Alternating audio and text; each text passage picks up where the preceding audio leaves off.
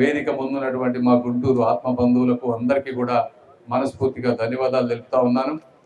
ముఖ్యంగా ఈ కార్యక్రమం గురించి మీరు అందరు ఇప్పటివరకు చెప్పారు. క్రీడలు అనేది ఈరోజు అత్యంత ముఖ్యమైనటువంటి విషయం. ఎందుకంటే క్రీడలు మనిషిలో ఒక క్రమశిక్షణని, ఒక ఐక్యతని, ఒక చరిత్రకు కూడా పునాది వేసేటువంటి కార్యక్రమం క్రీడలు. ఈ సెల్ ఫోన్ యుగంలో క్రీడలు మర్చిపోవడం వల్ల ఎంత ప్రాబ్లం అవుతుందో మనం అందరం చూస్తూ ఉన్నాం. అయితే అదేవిధంగా ఈ స్టేడియం కూడా విపరీతమైనటువంటి చరిత్ర ఉంది. ఇక్కడ కూర్చున్న వాళ్ళందరికీ తెలుసు. ఆ రోజున ఉన్నటువంటి ముఖ్యమంత్రి గారు కాసు బ్రహ్మానంద రెడ్డి గారు చేసినటువంటిది. అన్న నందమూరి తారక రామారావు గారు ఆ రోజు ఈ స్టేడియాన్ని ఓపెన్ చేశారు 1983లో. అంటే ఆ రోజుల్లో అనేక మంది గొప్ప గొప్ప మ్యాచ్లు జరిగినాయి. కపిల్ దేవ్ కూడా ఇక్కడ ఆడారని చెప్తా ఉన్నారు. అజారుద్దీన్, ఇట్లా అనేక మందిని ఈ ప్రాంతం నుంచి దేశానికి పరిచయం చేసినటువంటి పరిస్థితి. అయితే గత 20 సంవత్సరాల్లో ఇదంతా పాడుపడటం కానీ, దీన్ని చేయడంలో కష్టం అవటం కానీ, నిధులు లేకపోవటం కానీ, రకరకాల కారణాలతో ఆగిపోయింది.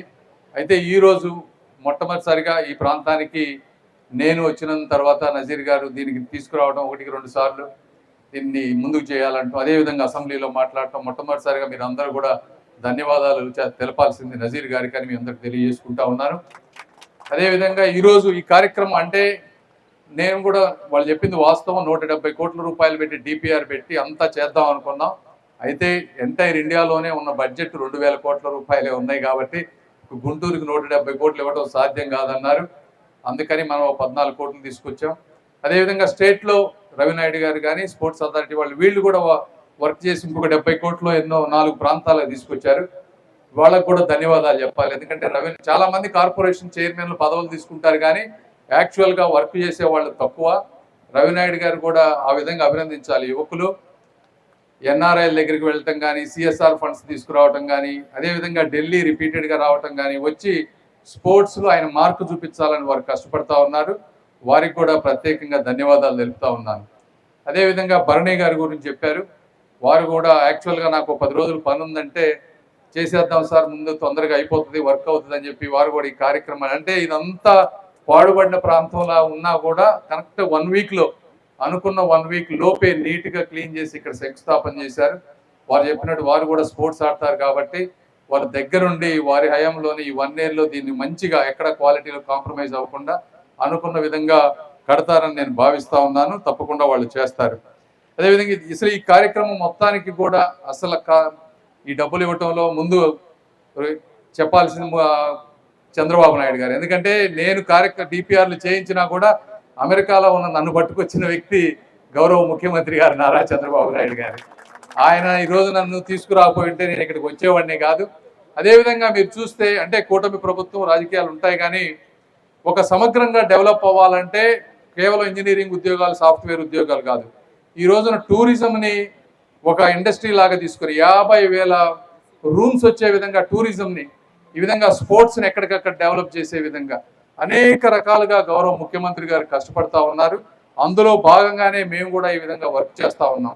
వారికి చెప్పాలి. రెండోది స్పోర్ట్స్ మినిస్టర్ మన్సుఖ్ మండవ్య గారు, అదేవిధంగా మేము ఏది అడిగినా కూడా చెయ్యండి అని చెప్పినటువంటి నరేంద్ర మోదీ గారు, వీరందరికీ కూడా నేను మరొకసారి ధన్యవాదాలు తెలుపుతా ఉన్నాను.